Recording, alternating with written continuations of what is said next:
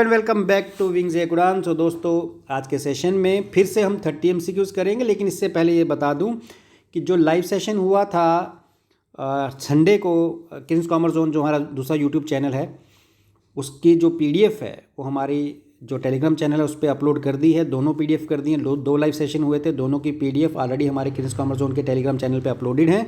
आप वहाँ से उनको डाउनलोड करके प्रिंट करवाओ या वहीं से आप उन क्वेश्चंस को प्रैक्टिस कर सकते हो। तो चलिए दोस्तों, शुरू करते हैं आज का सेशन।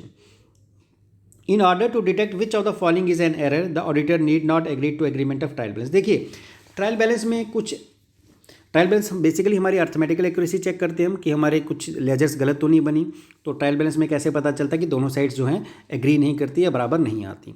लेकिन कुछ ऐसे एरर्स भी होते हैं जो एरर्स करने के बावजूद भी हमारी दोनों साइड्स बराबर आती हैं। तो क्वेश्चन ये पूछा गया कि किस एरर को देखने के लिए जो ऑडिटर है उसको ट्रायल बैलेंस बनाने की ज़रूरत नहीं पड़ेगी। तो कुछ ऐसे एरर्स हैं, मैंने पहले बता दिया कि ट्रायल बैलेंस बनाने के बाद भी पता नहीं चलते। तो ऐसा कौन सा एरर है जिसको ट्रायल बैलेंस बनाने की ज़रूरत नहीं पड़ती, बिना ट्रायल बैलेंस बनाए भी हमें पता चल सकता है। तो हमें 4 ऑप्शन दिए गए हैं। पहला है goods worth ₹450 return to supplier. देखिए, अगर हमने सप्लायर को गुड्स रिटर्न की हैं तो यहाँ का कि सप्लायर का अकाउंट क्रेडिट करना था, क्रेडिट किया, लेकिन हमें बेसिकली सप्लायर का अकाउंट क्या करना होता है, डेबिट करना होता है। तो ये एरर तो पकड़ में आ जाएगा, क्योंकि ₹450 का डिफरेंस क्रिएट हो जाएगा। ठीक है। दूसरा, sales book under cost ₹1000। Sales book अगर हम ₹1000 हम कम शो करेंगे तो इसमें से भी, इस एरर की वजह से भी दोनों साइड्स हमारी जो बराबर नहीं आएंगी। Postage account ₹160 has not been entered in trial balance. अगर पोस्टेज 160 की हम ट्रायल बैलेंस में नहीं दिखाएंगे तब भी हमारा 160 का डिफरेंस आ जाएगा। यानी ये तीनों एरर ऐसे हैं जिसकी वजह से हमारा ट्रायल बैलेंस जो है वो मिसमैच होगा।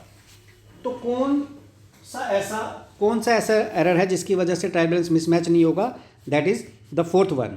Furniture purchased worth ₹12,000 has been debited to office expense account. खरीदा हमने फर्नीचर, लेकिन हमने दिखा दिया उसको ऑफिस एक्सपेंस। तो ये कौन सा एरर है? इस एरर को हम कहते हैं एरर ऑफ प्रिंसिपल। ठीक है, मैं शॉर्ट में लिखूंगा, error of principle. Error of principle मतलब कैपिटल एक्सपेंचर को रेवेन्यू एक्सपेंचर दिखा देना। तो इस एरर से ये होता है कि हम 12,000 का जो अमाउंट है, ये आपकी डेबिट साइड आ गई, ये क्रेडिट साइड, 12,000 का जो अमाउंट है वो मैं यहाँ तो दिखाऊंगा, इससे मतलब दिखाना डेबिट साइड में था वहीं दिखाऊंगा, लेकिन मैंने फर्नीचर परचेज किया, उसके जगह मैं अगर ऑफिस एक्सपेंस लिख दूं तो इससे मेरे ट्रायल बैलेंस पे कोई फ़र्क नहीं पड़ेगा, वो दोनों साइड्स बराबर ही आएंगी। तो ये वो एरर है डी वाला, जिसको ट्रायल बैलेंस में हमें देखने की ज़रूरत नहीं पड़ती, क्योंकि अगर ट्रायल बैलेंस में ये एरर होगा भी तब भी हमें पता नहीं चलेगा, क्योंकि इससे हमारे ट्रायल बैलेंस के बैलेंस पे या दोनों साइड्स पे कोई भी फ़र्क नहीं आने वाला। चलिए आगे बढ़ते हैं। Next is one sided errors are disclosed by. One sided error किससे डिस्क्लोज होते हैं? सबको पता है कि भाई एरर्स हमेशा ट्रायल बैलेंस से ही डिस्क्लोज होते हैं। तो A is the right answer, यही था। हाँ। Next, goods worth ₹200 return by Ajay were taken into stock but no entry was passed is an error. अब गुड्स अजय ने वापस की, हमने उसको स्टॉक में भी लिख दिया लेकिन एंट्री नहीं की, तो मैंने आपको बताया था एरर ऑफ ओमिशन होता है, जिसमें हम कोई ट्रांजैक्शन को पार्शली या होली रिकॉर्ड ही नहीं करते, इसलिए इसका आंसर रहेगा B. Which of the following can be part of liabilities in the balance sheet. इसमें से कौन सा है जो लाइबिलिटी का पार्ट होगा बैलेंस शीट के अंदर? क्रेडिटर भी लाइबिलिटी है, डिविडेंड पेएबल भी लाइबिलिटी है, आउटस्टैंडिंग रेंट भी लाइबिलिटी है, तीनों ही लाइबिलिटीज़ हैं और तीनों के तीनों करंट लाइबिलिटीज़ हैं। ये भी याद रख लो, ये तीनों के तीनों करंट लाइबिलिटीज़ हैं, तो ये तीनों ही बैलेंस शीट की लाइबिलिटी साइड का पार्ट होंगी। Next, which is the accounting concept that requires closing stock to be credited to balance sheet. किस कंसेप्ट के अकॉर्डिंग क्लोजिंग स्टॉक को हम बैलेंस शीट में दिखाते हैं? That is matching concept. Going concept simply ये कहता है कि बिजनेस इंडेफिनिट पीरियड के लिए चलेगा और उसी के अजम्पशन को फॉलो करते हुए कैपिटल एक्सपेंचर रेवेन्यू एक्सपेंचर को डिफरेंशिएट किया गया। सेपरेट लीगल एंटिटी कंसेप्ट ये कहता है कि बिजनेस अलग है और ओनर अलग है। रेवेन्यू रिकग्निशन कंसेप्ट ये कहता है कि रेवेन्यू को आप तब रिकग्नाइज करोगे या तब रिकॉर्ड करोगे जब आप गुड्स डिलीवर कर दोगे या फिर सर्विस दे दोगे, डजेंट मैटर कि आपको पेमेंट कब मिली। चलिए नेक्स्ट पे मूव करते हैं। Bank reconciliation statement compare A bank statement with. Bank reconciliation statement, bank statement को किसके साथ कंपेयर करते हैं? वो करते हैं हम कैश बुक के साथ। कैश बुक में भी जो हमारा बैंक कॉलम होता है, याद रखना, उसके साथ कंपेयर करते हैं। कैश बुक में कैश कॉलम नहीं, बैंक कॉलम के साथ। ठीक है, चलिए आगे बढ़ते हैं। NSF marked in check sent by the bank indicates। NSF जो मार्क किया और बैंक ने सेंड किया उसका मतलब क्या है? उसका मतलब होता है सी, यानी नॉट सफिशेंट फंड, कि मेरे तरह बेचारे के पास पैसे नहीं हैं। On 31 December balance as per purchase book, 31 दिसंबर को passbook, not purchase book, passbook में बैलेंस था 50,900 का और क्रेडिट बैलेंस था। क्रेडिट बैलेंस मतलब फेवरेबल बैलेंस, ठीक है। एक comparison of passbook and cash book reveal the following. देखिए, cheque deposit of ₹1,000 was not credited in passbook. देखिए, चेक जमा करवाए थे पासबुक में, वो अभी तक जमा नहीं हुए। मान लो कैश बुक से मैंने आपको कहा था कि हमारे पास जिसका भी बैलेंस है हमें उसके उल्टी तरफ जाना है। अरे यार, क्या खुल गया ये।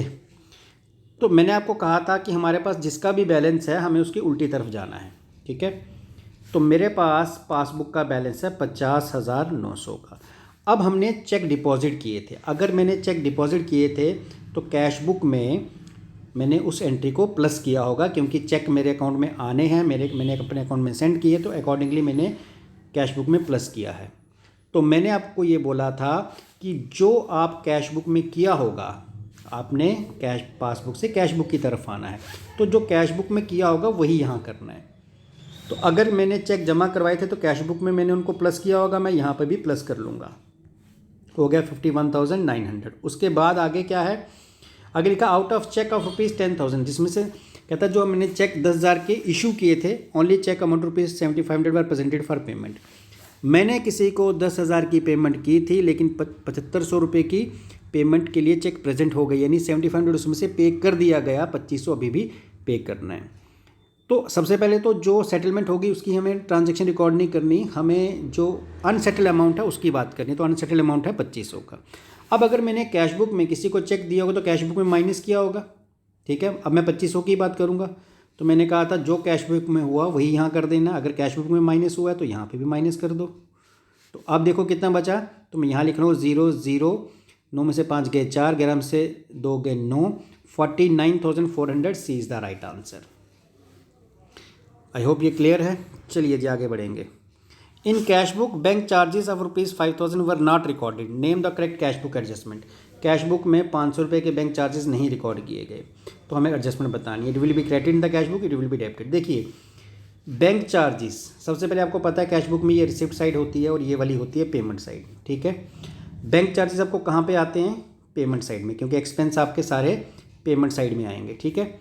यहाँ पे 5,000 आपको रिकॉर्ड करना था, नहीं रिकॉर्ड किया, तो अब अगर उसकी एडजस्टमेंट करनी है तो क्या होगा, तो कहाँ रिकॉर्ड करना था आपको? क्रेडिट साइड में। इसका मतलब इट विल बी, अगर नहीं रिकॉर्ड किया तो it will be credited in cash book. A is the right answer, ठीक है। मैं एक बार फिर से मार्क कर देता हूँ, कहीं आप बी ना समझ लें कि अगर कैश बुक में हमने बैंक चार्जेस रिकॉर्ड नहीं किए थे तो जितनी पेमेंट क्रेडिट साइड में रिकॉर्ड होती है तो it will be credited in cash book. चलिए जी आगे बढ़ते हैं। What happens when interest on drawing is charge to partner. अगर पार्टनर्स को ड्राइंग्स पे इंटरेस्ट चार्ज किया जाए, ड्राइंग्स पे इंटरेस्ट लिया जाए, तो क्या होगा? Credit to partners current account, no, partners current account में क्रेडिट होगा ही नहीं। Not shown in current account, show होगा करंट अकाउंट में लेकिन डेबिट में, debit to partners capital account, क्योंकि ड्राइंग्स और interest on drawings partners capital account की डेबिट साइड में आते हैं। चलिए जी, what is the partnership written agreement known as. Partnership का जो रिटन एग्रीमेंट है उसको हम क्या कहते हैं? याद रखो, उसको हम कहते हैं partnership deed. In the absence of partnership agreement what will be the percentage of profit sharing ratio. ये आपने बड़ी बार कर लिया कि अगर पार्टनरशिप एग्रीमेंट नहीं बना तो ये जो है ना rules in the absence of partnership deed, जिसमें प्रॉफिट शेयर रेशियो इक्वल होती है, कैपिटल पे इंटरेस्ट नहीं होता, ड्राइंग्स पे इंटरेस्ट नहीं होता है, इंटरेस्ट ऑन लोन 6% होता है अगर पार्टनरशिप डीड ना बनी हो, ये याद रख लो। इसमें से क्वेश्चन पूछे जाने के बड़े चांसेस हैं। तो in absence of partnership agreement what will be the percentage of profit sharing ratio between the partner. तो सबको पता है कि प्रॉफिट अगर पार्टनरशिप डीड रिटर्न में नहीं बनी तो प्रॉफिट को बराबर बांटा जाता है, equal. What is not a feature of partnership business. इसमें कौन सा है जो पार्टनरशिप बिजनेस का फीचर नहीं है? That is limited liability. चलिए जी आगे बढ़ते हैं। If opening capital is 0 and closing capital is 5,000 then profit will be. भाई अगर आप किसी 0 से बिजनेस शुरू कर रहे हो और आपका 5,000 रुपये बन जाता है, इसका मतलब सारा का सारा क्या है? प्रॉफिट है। तो C is the right answer. Statement of financial position produced from incomplete accounting record is commonly known as. जो स्टेटमेंट है फाइनेंशियल पोजीशन की, तो उसको हम income accounts from incomplete record, जो हमारा टॉपिक है उसमें जो हम स्टेटमेंट बनाते हैं फाइनेंशियल पोजीशन की, उसको जनरली हम क्या कहते हैं? उसको हम कहते हैं स्टेटमेंट ऑफ, सॉरी गलत जगह मार्क कर रहा हूँ, statement of affairs. C is the right answer. If debtor balance was 2000 on 1 Jan 2022, हमारे पास मतलब जो डेटर्स हैं, डी आर लिखूँगा 2000 के हैं, बराबर है, यानी जिससे हमने पैसा लेना है, यानी ओपनिंग डेटर है हमारे पास, ठीक है। उसके बाद लिखा है क्रेडिट सेल है हमारे पास 1000 की। अच्छा, हमने उनको क्रेडिट में सेल भी की, 1000 की हमने और सेल कर दी, यानी कुल डेटर हो गए 3000 के। उसके बाद लिखते हैं and total payment of ₹1500 were received, इसमें से 1500 हमें रिसीव हो गया, ठीक है। स्पेलिंग पे मत जाना यार, अभी जगह बहुत कम है। 1500 रिसीव हो गया, इसमें से 1500 हमें मिल गया। आगे पूछा है which of the following is the debtor account on 31 दिसंबर, तो हमें बताना है क्लोजिंग डेटर। देखो 3000 था, 1500 मिल गया, इसका मतलब क्लोजिंग डेटर हमारे कितने होने चाहिए? 1500, तो C is the right answer. What do we understand from financial statement? Financial statement से हमें क्या पता चलता है? A group of reports regarding the organisation's various financial aspect, a group of report regarding the employees data, a collection of report pertaining to organization vision and mission, none of the above। देखिए financial statement से हमारा मतलब है a group of reports regarding the organisation's various financial aspect. Which of the following can be a part of financial report, इसमें से कौन सा जो पार्ट ऑफ फाइनेंशियल रिपोर्ट हो सकता है? A the report regarding the financial result of the organisation, B the report with detail about the financial position of the organisation, C the report regarding the flow of cash of the organisation, all of the. ये सारी financial reports हमारी हैं, part of financial reports हो सकती हैं। So answer रहेगा D, all of the above. What are the limitations of the financial statement? Financial statement की limitation क्या है, कमियां क्या हैं? A there can be subjective interpretation of financial statement as per investor, there, yes ये तो है। There may be manipulation, sorry ये तो नहीं है, sorry. Be there may be manipulation done in the financial statement such that real profit loss of the organization not shown to the investors. तीसरा the financial statement give a detailed description of the cash flow of the organization, yes. तो इसने पूछा limitation क्या है? There may be manipulation, इसमें manipulation हो सकती हैं कि हम अपना जो प्रॉफिट या लॉस है उसको सही ना दिखाएं। कौन सी मैनिपुलेशन हो सकती हैं? कई बार देखो प्रोविजन फॉर बैड डेट्स जो होता है, ये हमारा एक अंदाज़ा होता है कि इतने बैड डेट्स होंगे, तो अगर हमें अपना प्रॉफिट कम दिखाना, हम प्रोविज़न बढ़ा सकते हैं, ठीक है, डेप्रिसिएशन बढ़ा सकते हैं। तो ऐसी चीज़ें जिसको हम मैनिपुलेट कर सकते हैं, वो फाइनेंशियल स्टेटमेंट में करने के बाद हम अपने प्रॉफिट या लॉस को जो हम दिखाना चाहते हैं वैसा दिखा सकते हैं। तो मैनिपुलेशन हो सकती हैं इसके अंदर, ये इसकी एक लिमिटेशन है। Which of the following 4 options can not be called as a part of financial statement? इसमें से कौन सी है 4 स्टेटमेंट में से जो फाइनेंशियल स्टेटमेंट का पार्ट नहीं है?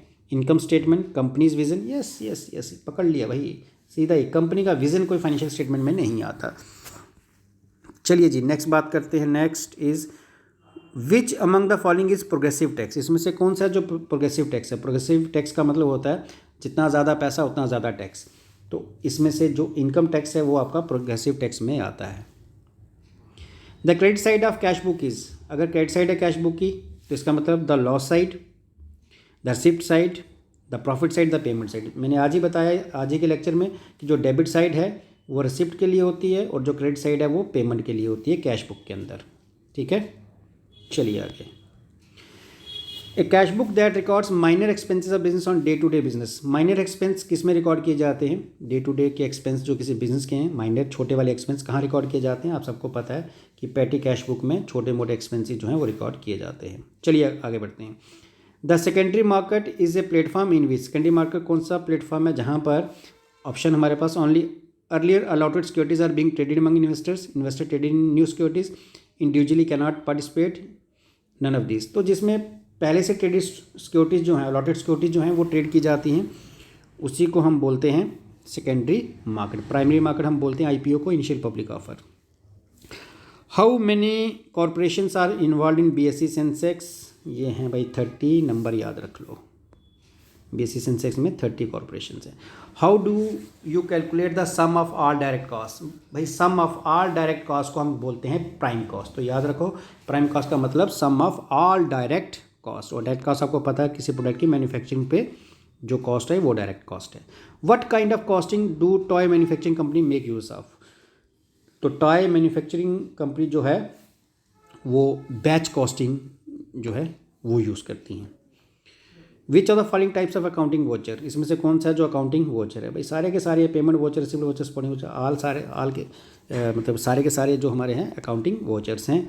Next is Raman purchase goods worth ₹60,000 from Suresh on credit but some of this goods are damage, which of the following document would Raman return to Suresh. देखिए जब हम कोई गुड्स खरीदी हुई वापस करते हैं तो हम जो नोट इशू करते हैं उसको कहते हैं डेबिट नोट, अगर सेल करते वक्त हो तो then credit note. Which of the following is are treated as reconstitution of partnership. Reconstitution का मतलब होता है पार्टनरशिप डीड का दोबारा से बनना, ठीक है। और दोबारा कब बनेगी, जब एडमिशन होगी, क्योंकि नई टर्म्स एंड कंडीशंस इंक्लूड होंगी। रिटायरमेंट होगी, यस, फिर भी नई टर्म्स एंड कंडीशंस होंगी, क्योंकि एक पार्टनर कम हो जाएगा तो बाकी 2 पार्टनर्स बांटेंगे तो कुछ नई टर्म्स कंडीशन बटेंगी, 2 या 3 जितने भी पार्टनर्स बचे होंगे। Change in profit share ratio, तब भी नई टर्म्स एंड कंडीशन होगी, प्रॉफिट शेयर रेशो चेंज होगी तो कुछ ना कुछ नई टर्म्स एंड कंडीशन बनेगी। तो हर केस में रिकॉन्स्टिट्यूशन होता है पार्टनरशिप का, तो इसलिए डी रहेगा ऑल ऑफ द अबव। तो दोस्तों ये थे आज के MCQs। नेक्स्ट सेशन में अगेन हम 30 MCQs करेंगे। थैंक यू दोस्तों, थैंक यू वेरी मच।